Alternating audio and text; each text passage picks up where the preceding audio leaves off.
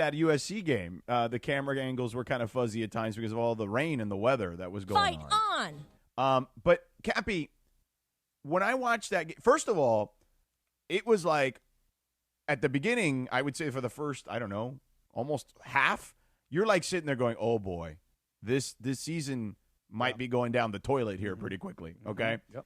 Because Iowa came out, like Kirk Ferentz is throwing, double pass to the quarterback. Like, I mean, he pulled out all the stops early in that game, and they were dominating them early in the game. But I'll give Jaden Maiava credit, man. He really got them settled.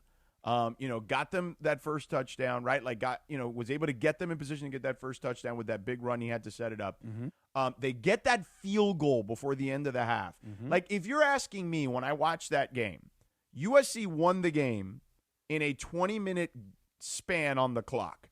Basically, the last 3 minutes of the first half into the first 2.5 minutes of the fourth quarter. In that stretch, USC took control of the game and never looked back, although obviously there were scary times there at the end as Iowa was driving, and they throw the ball down the field.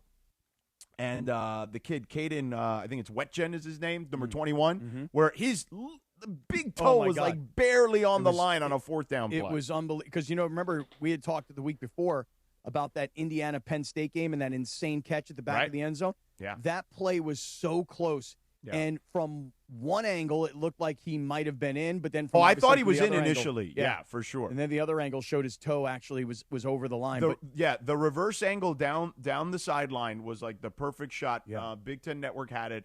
And, yeah, you could just see that it was barely, by a mere inch or two out of bounds. And that saved the game because they get that first down there. They're right there, goal to goal, with, I think it was just under 2 minutes to go, if I recall correctly. And that game could have looked very differently. But I want to give USC's defense credit. They came up with a big interception in the fourth quarter as well. Maybe not the greatest decision to throw the ball, but an excellent, and I don't know the kid's name off the top of my head, but 25 caused that interception. 4 ended up getting it. But 25 got his hand in there. Ball pops out because of that. And then USC is able to get that interception. So really, really good defensive effort, I thought, by USC in that game, too. Yeah, listen, for me, when you're down, I think it was 14-0. SC was down early in this game. And you get into the second quarter, like I said, it's 14-0 after Iowa had gone on a long scoring drive. SC answers at that point, and they make it 14-7. Yeah. But Iowa comes right back. Yeah. And makes it 21-7. Right. And then you mentioned the field goal, which is not too far in front of halftime. Because I think there was about 30 seconds or so left in the first half when USC kicked the field goal. So I got to give USC credit because you're at home. You got 65,000 people there. It's rainy. It's wet. It's chilly. It's just not USC conditions at the Coliseum on a Saturday afternoon. And they took the punches. They handled them. They stabilized themselves. And then they came fighting back. To me, what it showed me about SC was what we hadn't known yet this season. They got a lot of heart. And so, listen, I guess maybe if you went back to the Illinois game, I got a song. Well, and not only did they fight back, they were able to fight on. Fight on. How about that? Right. Fought back and then fought on.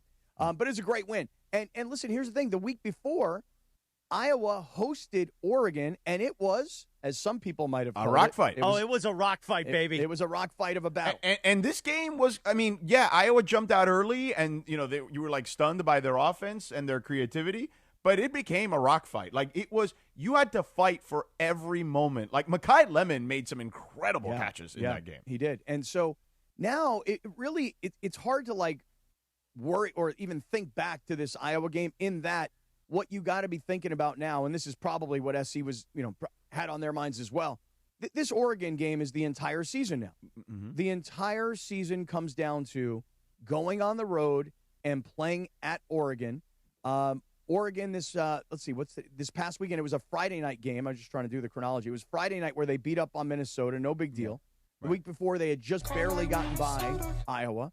They're on a 4-game winning streak. Right, but by the way, now we know USC barely got by Iowa too. Well, you know that's what I'm saying? And that's just it. Is that it makes me think that this USC it's going to be Oregon close. game is going to be a much closer. Dude. Like These two teams are very, very close. I've been telling you guys all season, you don't want to believe it, right? Like all season I've been telling you, hey, look, this is litmus test 1. This is this. And as the season has gone on, I've told you, they're pretty good. Like, are they elite? I don't know. But there's not a lot of elite teams in college football. Hell, I would argue there aren't any, to be honest with you. Okay? So I think USC is good enough to be in the conversation. And this is not, I said this last week, this is not some overwhelming Oregon team. They're not. Okay? So, like, this is a game USC can be in, and USC can potentially win. And if they win out, if they beat eventually Oregon and El Permanente over there in Jerry Neuheisel. Yeah. They got a better than, 4 and 5 chance to make the playoffs. Listen, if they beat Oregon on the road and they come home and they beat UCLA, they're highly, highly, highly likely to get into the playoffs. They have to get in if they do that. Well, it's not have to because, again, there's a lot of teams jumbled up. You know what I'm saying? So, like, the loss to Notre Dame then becomes a factor, though. Again, you know what I'm saying? Well, like Notre Dame won this weekend, big game, right, Cappy? I get it, but painful. USC and Miami are close, and Miami beat Notre Dame head to head, so that becomes the problem. But if they beat Oregon, Oregon will drop out, right? So that just naturally then creates a three-way kind of competition between Notre Dame, Miami, and USC. So the biggest problem for USC, and this is kind of getting a little into the weeds, is what USC needed this weekend was chalk in the SEC. They needed Alabama to win against Oklahoma. They needed the favorites to win this past weekend. And that did not happen. We had a little chaos in the SEC, and that isn't it doesn't necessarily kill USC's chances by any stretch of the imagination because they still have an 81% chance to get in if they win out. But it certainly doesn't help their case because Oklahoma upset Alabama. Yeah, but here's the other thing. You're throwing in Miami. There's still a lot of football left to be played. Right. And Miami may Has not. Pitt. Right. Miami may not be where we kind of are just sort of chalking them up to right now. No, but they had an impressive win this weekend, 41-7 against NC State. So like those three teams there's going to be a conversation in. Remember, I've been in that room, okay? Like, I know I did the mock thing that we did for ESPN one year. Like, I know what those conversations are. So, like, not specifically because they're different people, but, like, the types of conversations they're going to have, there are going to be people, making the case for those three teams because they're going to be lumped in close together, particularly because of the common opponent of Notre Dame. Yeah, but if Miami loses, let's say if they lose it, they're out. Right, yeah, and you remember these are human beings and they are conversations. And trust me when I tell you that it's like people talk about all the time in certain sports. It would be great for basketball is if the Knicks were good. You hear that all the time. It would be great for college football if USC was the power from the West Coast. I get it, but a lot of it has to it's not.